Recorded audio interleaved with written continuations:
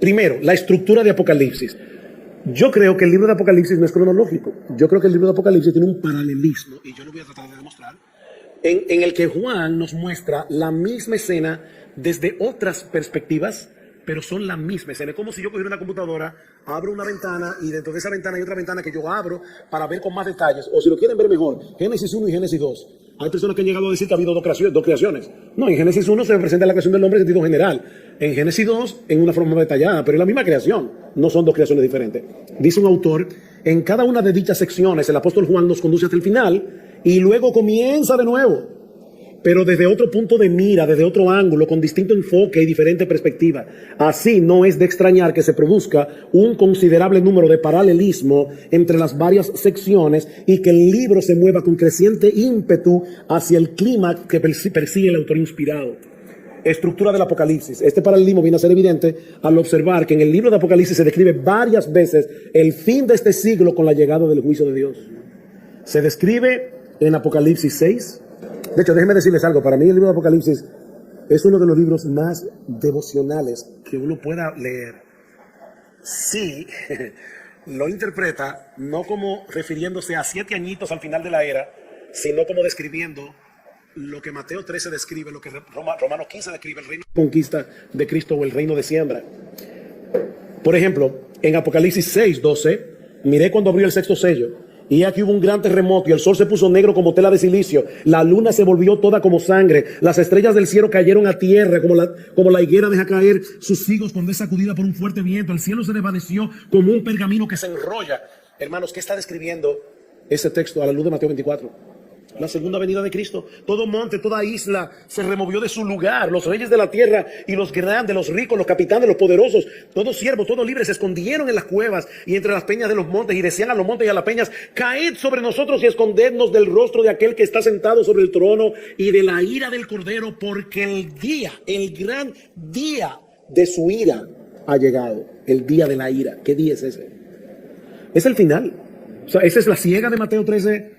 Ese es el postrer enemigo. Los enemigos fueron puestos por detrás de sus pies. O sea, es que todos libres, esclavos, siervos, ricos, pobres, todos dijeron: se acabó, llegó el día de la ira. Pero en Apocalipsis 7 comienza otra vez. ¿Qué pasó ahí? Que la historia no ha terminado. Va a comenzar a contarla de nuevo de otra manera. Apocalipsis capítulo 10, versículo 5.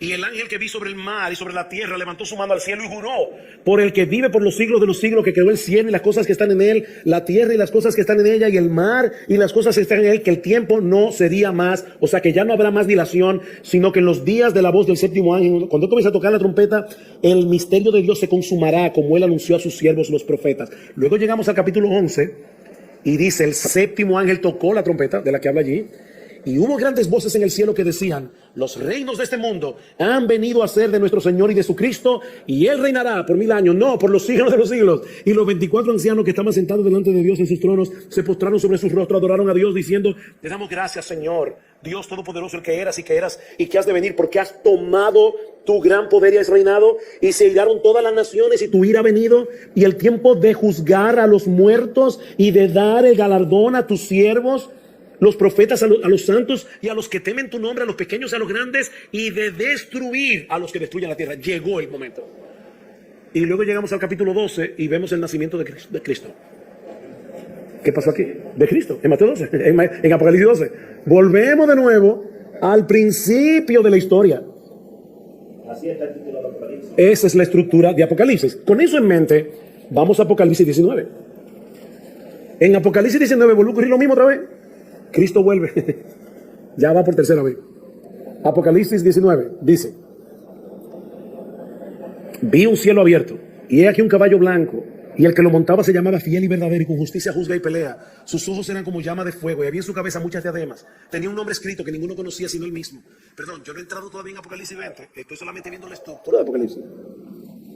Es importante que aclare eso, porque yo todavía voy a ver después que es que Satanás fue atado. Yo no me he metido en eso todavía. Estoy viendo la estructura. Estaba vestido de una ropa teñida en sangre. Su nombre es el Verbo de Dios. Dice: de su boca sale una espada aguda para herir con ella a las naciones. Él las regirá con vara de hierro. Él pisa el lagar del vino de furor y de la ira del Todopoderoso. Y vi a un ángel que estaba en pie en el sol y clama a gran voz, diciendo a todas las aves que vuelan: venid congregados a la gran cena de Dios, para que comáis carnes de reyes y de capitanes, y carne de fuerte, carne de caballos, de sus jinetes, carne de todos, libres, esclavos, pequeños y grandes.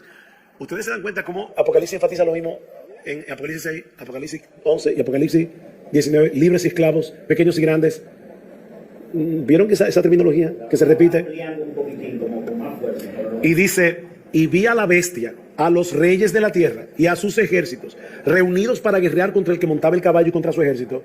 Y la bestia fue apresada, y con ella el falso profeta que había hecho delante de ella las señales con las cuales había engañado a los que recibieron la marca de la bestia y habían adorado su imagen. Estos dos fueron lanzados vivos dentro de un lago que arde con fuego y de azufre. Y los demás fueron muertos con la espada que salía de la boca del que montaba el caballo, y todas las aves se saciaron de las carnes de ellos.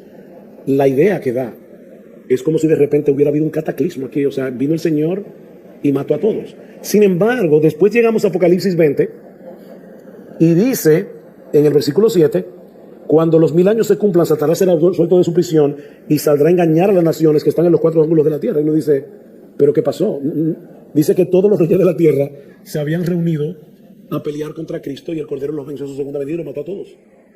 ¿Cómo es que ahora de nuevo hay naciones vivas que van a pelear contra el Cordero otra vez? Pero no solamente eso.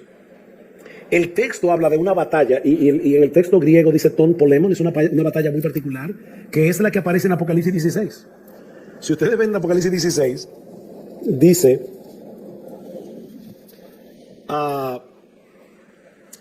el séptimo ángel, versículo 17, derramó su copa sobre el aire, salió una gran voz del templo diciendo: hecho está. Y hubo relámpagos y voces y truenos y un gran temblor de tierra, un terremoto tan grande cual no hubo jamás desde que los hombres han estado sobre la tierra. Y la gran ciudad fue dividida en 3 partes. Las ciudades de las naciones cayeron. La gran Babilonia vino en memoria delante de Dios para darle el cáliz del vino del ardor de su ira. Toda isla huyó, los montes no fueron hallados. Cayó del cielo sobre los hombres un enorme granizo. Todo lo que dice ahí, porque su plaga fue sobremanera grande. Sin embargo, en el capítulo 18 vemos el juicio de ¿quién? De Babilonia. Entonces, ¿cómo en el capítulo 16 aparece Babilonia destruida? En el capítulo 18 se vuelve a destruir Babilonia.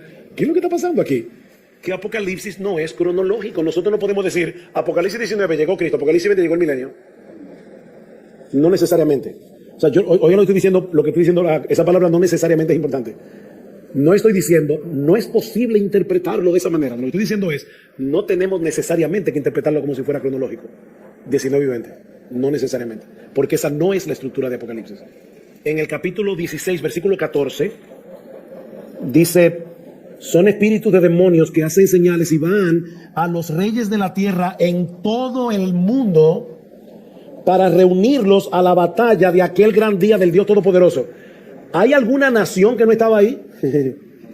Ahí estaban todas, en el capítulo 16. Sin embargo, en el capítulo 19, versículo 19, dice: y vi a la bestia y a los reyes de la tierra, otra vez, reunidos para pelear contra el que montaba el caballo y contra su ejército. Pero en el capítulo 20, versículo 8, vuelve y dice: y saldrá a engañar a las naciones. ¿Ven el problema o no lo ven? Apocalipsis 16, todas las naciones se reunieron y fueron aplastadas. Apocalipsis 19, todas las naciones se reunieron y fueron aplastadas. Apocalipsis 20, todas las naciones se reunieron y fueron aplastadas. ¿No será que está hablando de lo mismo? Solo que de otra perspectiva.